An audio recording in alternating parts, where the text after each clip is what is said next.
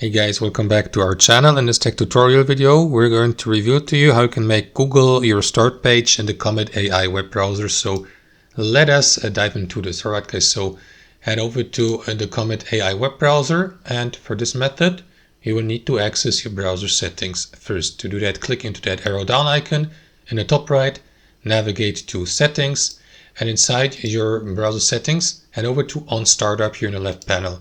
Here you guys switch from continue where you left off to open a specific page or set of pages. And after that, use this button here, add a new page. And here where you see the site URL, simply enter google.com, for example, or any other web browser or start page or a search engine you would like to use for that. So let me go with google.com, copy the URL, navigate back, paste it here, click into add.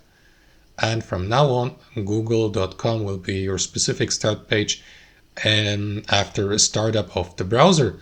You may do also the following, guys. If you'd like to switch from Perplexity AI to google.com as your search engine, you may do that by navigating to search engine here and simply clicking to change and select Google, and after that set it as default. Now I'm not going to do this. I will stick to this setup here, guys, but that's at least how it works. Hope you enjoyed this video, got some real value from it, and we'll see you next time on our channel.